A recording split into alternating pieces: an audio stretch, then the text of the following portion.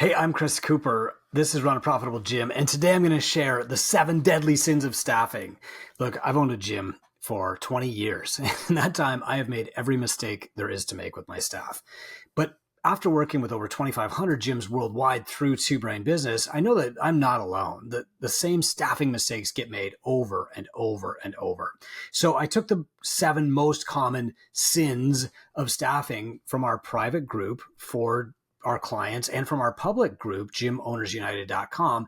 And I listed them on the next couple of pages of this guide. I'm going to share this guide with you in a moment. If you want a copy, all you've got to do is go to gymownersunited.com, send me a message, or you'll see the post and request it from me.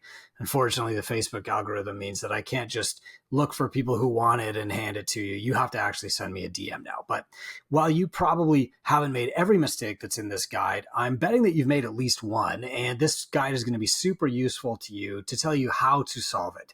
Solving staffing mistakes is one of the hardest things that you're going to have to do. But the reality is that you have to do it for the good of your gym, for the good of your family and your income, for the good of your peace of mind, and for the good of your community. I'm going to share stories from these gyms so that you can really relate to what the problem is and how the problem was solved, but I'm not going to reveal the actual gym that brought the story up. Now, I told you that you could join this conversation. You could get this guide at Gym Owners United. That's our free group. Any gym owner can join it, gymownersunited.com. And if you want some help with a mentor in navigating this change, you could book a free call by clicking the link below this video. Now, what I want to do here is I want to go through each of the big sins of staffing for you so that you can get a handle on like what the actual problem is and the impact that that problem creates. But then I want to tell you a little story about how this looks in practice because your situation might be a little bit different. And then I'm going to tell you how you solve it. I'll warn you, none of these solutions are super duper easy. When you're dealing with humans, there's a little bit of change required and there's always a best way to do things. So the best thing that you can do here is talk to a mentor about actually making these changes in your gym. All right, here we go. You've got my confession here already. So number 1 is no predefined roles and tasks. This gym owner said, I hired a guy who seemed like a great candidate. He was a great coach. He was an amazing athlete. He had some really legit weightlifting skills. He was also a really good buddy of mine. So I was really surprised when he showed up late or looked like he had just rolled out of bed sometimes. And he didn't book clients in for their PT sessions on time, didn't follow up with them. Sometimes his group clients were super technical instead of covering one point and then getting in a good workout. And so they weren't any fun. And I think a lot of us have been in this exact spot. We've got these staff who are great people, but they can't read our minds. And so what you need to do is write out roles and responsibilities for the job in advance. So for example, here are the 10 steps that you follow in a personal training program. Here's the 10 steps that you follow when you're running a group. And then you want to run it out, like write it out step by step by step so that your coaches have a template to follow. Now, we call this freedom within a framework. So the framework is here's exactly what you do. You start precisely on time. You have a 2 to 3 minutes of banter and light conversation. You do a general warm up for 10 minutes, whatever. Okay, you can set that template. Within that template, though, they do have some freedom. So they might, have lots and lots of energy. They might be explaining, but you stop all this individual variation and complexity and chaos in your business by giving them this framework to follow. And the stricter that framework is, the more freedom you actually create for them because they're not guessing and usually guessing wrong. Remember, your staff can't read your mind. You have to tell them exactly what to do if you want them to do it the way that you want it done. Make it simple. Simplicity scales. Complexity doesn't. Complexity means you've got 10 coaches, each doing things a completely different way. You've got chaos, and you've got to sort this out before you can grow your gym. The second is clarity. And I'm hitting this one again, kind of, because this gym owner brought up this problem. I hired this guy who seemed like a good candidate, but he had no presence in class. He was too quiet. He was too passive. I brought this up to him a couple times that I wanted him to get louder, get more enthusiastic. And sometimes I was just hinting. I wasn't being clear enough.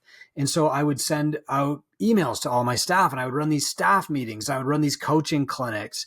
And, the people who didn't really need to hear it were like, what am I doing here? I have good presence. I do all this stuff already. But this guy didn't. And after a year, things weren't getting any better. So I didn't keep him. And so finally I addressed it with him and said like, hey, we're not going to keep you. You have no presence. And he was shocked. He thought he was doing absolutely fine. He thought that he was close to a promotion, but he was actually at the other end of the spectrum, close to getting fired and then on his way out. And because he was caught off guard, he was embarrassed. He reacted emotionally. He spoke up on social media and all kinds of stuff. Here's how you avoid that problem, because we have this misperception that staff know exactly how they're doing. The reality is they usually don't. And so we have to give them clarity. And that means setting up quarterly evaluations with your coaches in advance. They should be one-on-one. They should feel like a career roadmap, like where do you want to go in your career? And then you say, here's where we're starting from. You pull up the evaluation and you go through it. They should know exactly what's on that evaluation in advance. Our job here is not to make them feel dumb, not to tell them how bad they are. It's to say, here's the goal, here's exactly where you are. So you have to give them that evaluation in advance. Personally, I really recommend setting these appointments a year in advance too, because if you don't and you make an evaluation appointment with somebody when you're mad at them, they are going to know, and they're going to come into that evaluation defensive, emotional. You're going to be emotional. You're going to be mad. The first time I ever did this, I didn't sleep the night before. I was like sick to my stomach. I hate confrontation. And the coach knew that he had done something wrong. So he was coming in with his back up. Instead, you need to be setting these appointments in advance so that the coach knows that they're coming. They aren't emotional about it. They know that they're going to hear good news. They know they're also going to hear constructive feedback, and they know that you're going to measure their progress. That's really what this is all about. And it's like applying the prescriptive model to your staff. When you give them this kind of clarity, they know exactly where they stand and exactly how they can improve their standing. When you don't, they have to guess, and they're going to ruminate. They're going to stress. Eventually, they're going to quit. Okay? So here's exactly what you do. Here's exactly what you say in this guide. If you want it, just send me a DM on Facebook and I'll get it to you. Step 3 is the golden ticket. And oh man, I know we're all super duper guilty of this one. This person said, I had an amazing coach and I went overboard for him. I did so many extras. We did this fundraiser when his mom got cancer. I helped him build his deck. I went to his house. I covered a bunch of times when he couldn't make a class. I made extra leeway for him. I made, exceptions to the rules for him. I switched him out of like paying him into a salary when he needed to buy a car. We even talked about getting him equity in the gym. I did everything to help this guy and he still quit and opened a gym down the road. Why does it seem like the people you do extras for never appreciate it? Here's the solution. Stop keeping score. I know a few years ago there was a popular business book about like the emotional bank account and how you're putting chips into the emotional bank account. That's BS. Nobody is running off your scoreboard. You might be tracking all the little favors, the exceptions, the times you help them out, the golden tickets that you've given them, right? Like I gave that guy the winning lottery ticket. They are not counting. At least they're not counting on the same scoreboard. And so you need to stop keeping score. What their scoreboard reflects is they're lucky to have me. This business would fall apart without me. They need me and they're doing these things to keep me. They think like at best you're even and at worst that you owe them something, right? So how do you get around this? You hold these quarterly career roadmap meetings. You say, what do you want now? And you write the plan to get them there. Okay. Use math, not emotion. Mentor the person. Be clear with them, as I said earlier. Don't do the job for them. And remember, not everybody should be or wants to be an entrepreneur. Most of your staff don't. Some might think they do, but they actually don't when they get out.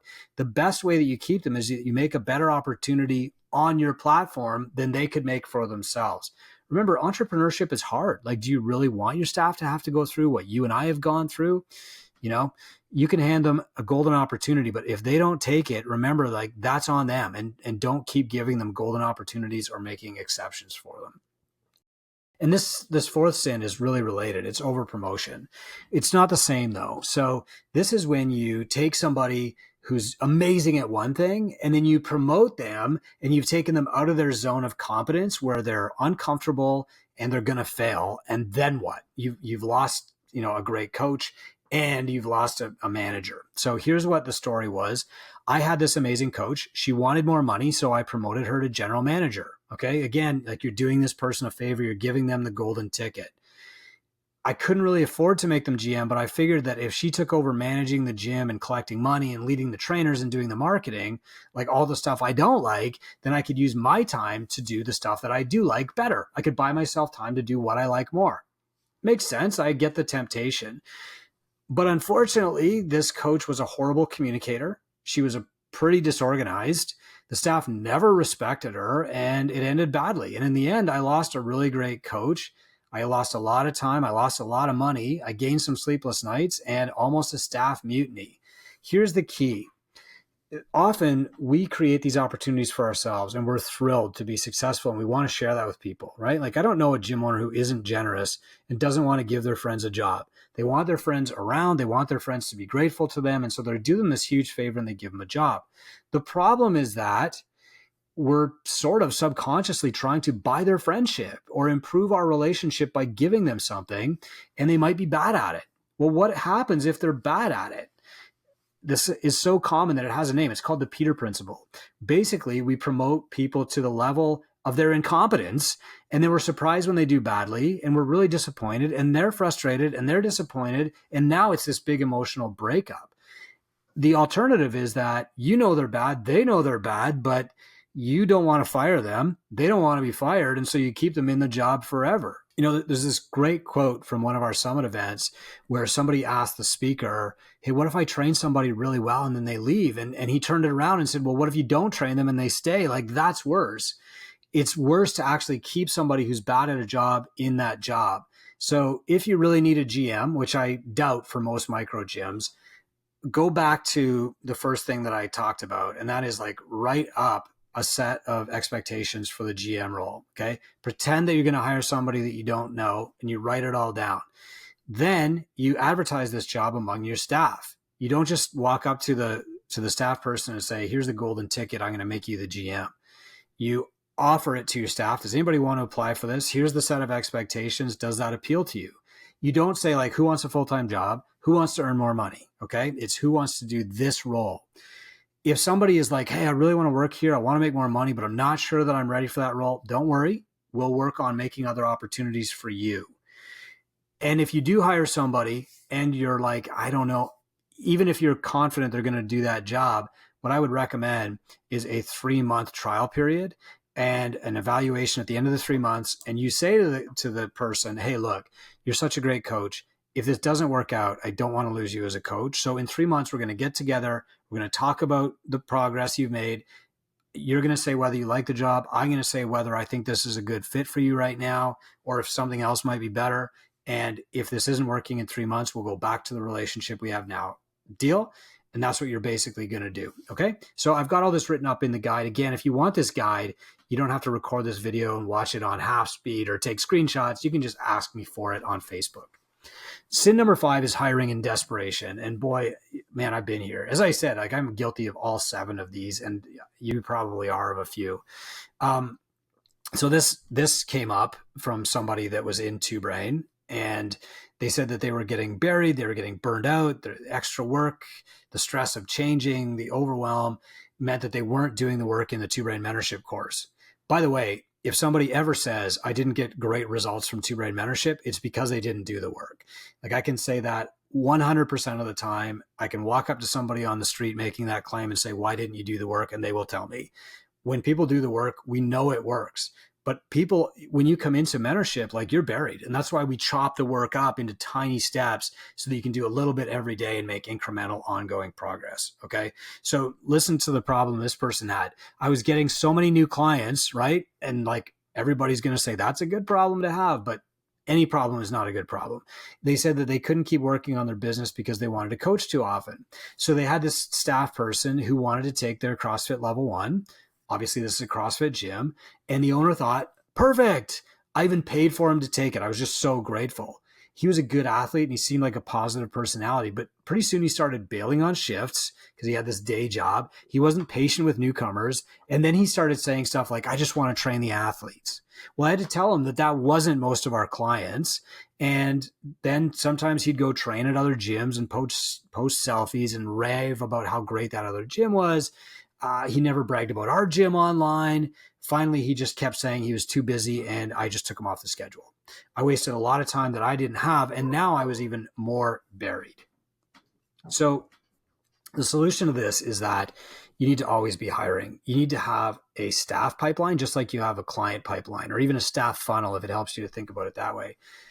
Twice a year, you want to run what we call an advanced theory course. And all this is just a test of the waters to see who among your clientele might want to coach someday. So an advanced theory course is just like an advanced course for your clients to learn more about the theory and practice some public speaking skills and maybe read some extra books. And this might be 4 weeks, 6 weeks, 8 weeks long. They meet up on Saturday. You give them some homework assignments. They learn about training. They get a lot out of it. They love it. The CrossFit Level 1 actually started out this way. Greg Glassman was just making kind of an advanced course for some of his clients who wanted to know more about the rationale behind the programming and explain it. And it eventually became kind of like the certification for all CrossFit trainers. So we do this twice a year. What you're really looking for, though, I mean, you're going to put out a great course. They're going to get a lot out of it. But what you're looking for are people who want to dive deep. They want to have knowledge, but they can show up with enthusiasm every Saturday. If you have those two things, you don't need a lot of technical expertise. You don't need them to know how to coach anybody. You've got enthusiasm and you've got attendance on time. You're good. So if you run this program and there is somebody who might make a good candidate to be a coach, then you can approach them after the program is done. You don't want to set the expectation that doing this advanced theory course is going to lead to a job. What it's going to lead to is more knowledge, appreciation, and maybe better results at the gym. That's it. And then, of course, you can sidebar with somebody after the course is done. You also want to usually probably have an ad running on Indeed or Barbell Jobs or somewhere else. If you're in a big metropolitan area with a lot of staff turnover, like New York City, LA, you probably want to keep those ads running and have a staffing funnel going all the time. Sin number 6 is keeping people too long. Look, I'm just going to read what this person said. I've been there. I can relate. I'm sure you can too. They said, I started the gym with one other trainer. I own the company, so I took all the risk, but he was paid well right out of the gate. He was paid, I'm sure, before the owner was paid. At first, he really loved it. But as I grew, I made changes that he didn't always like.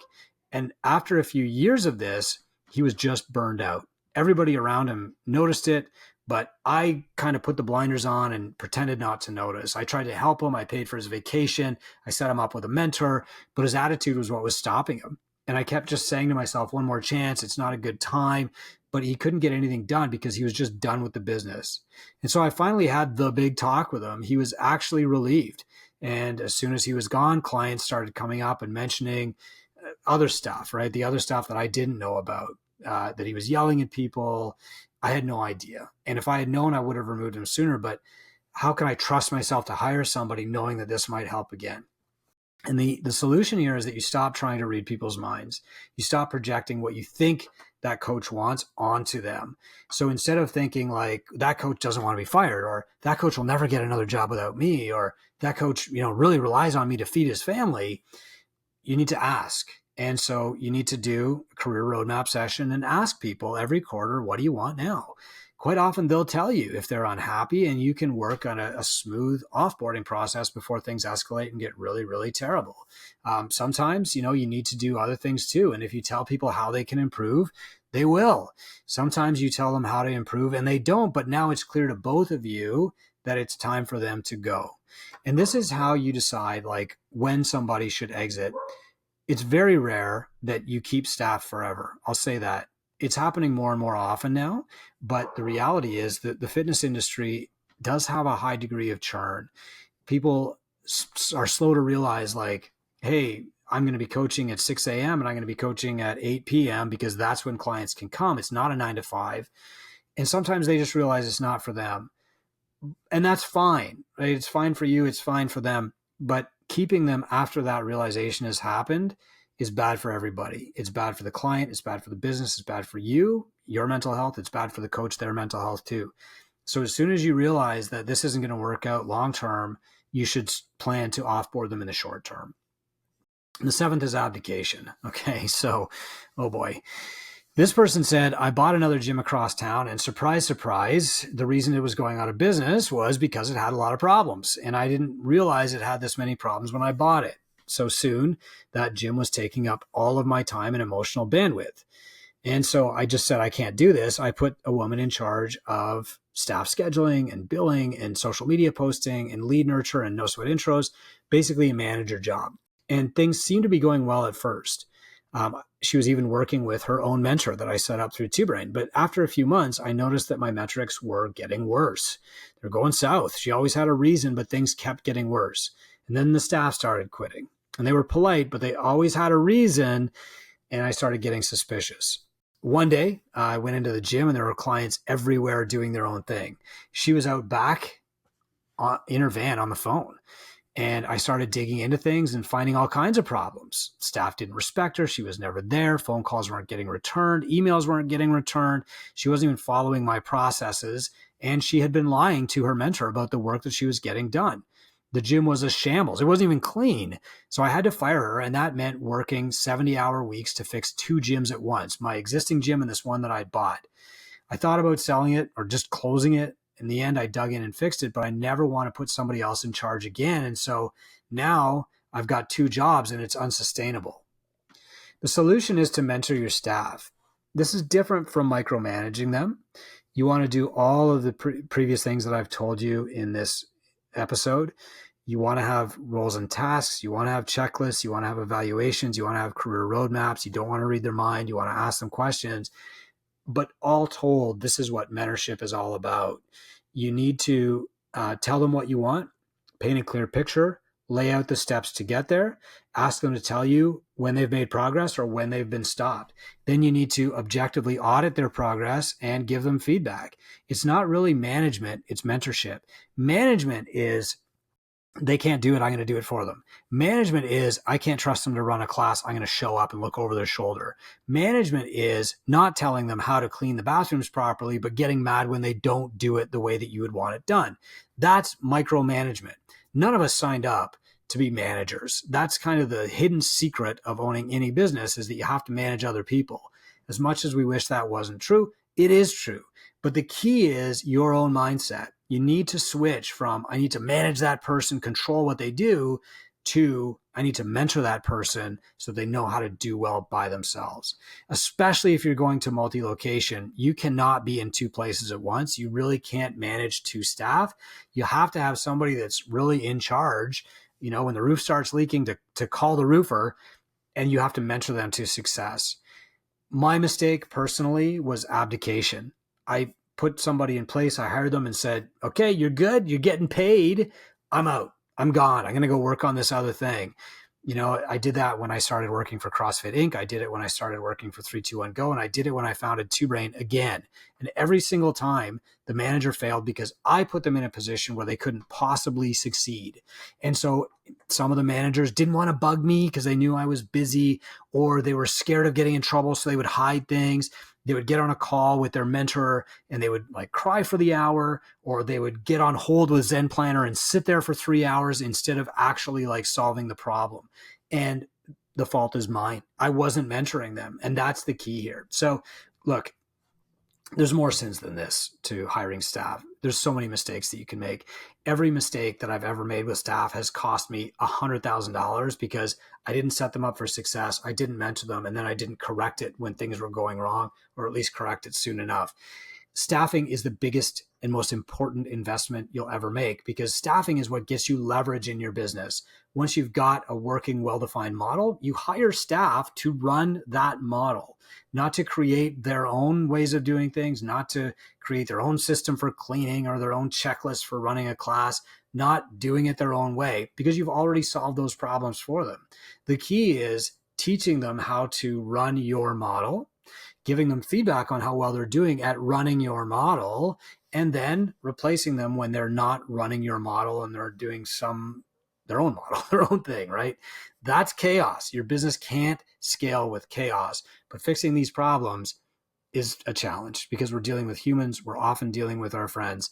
That's where a mentor comes in to guide you through that as well as can be.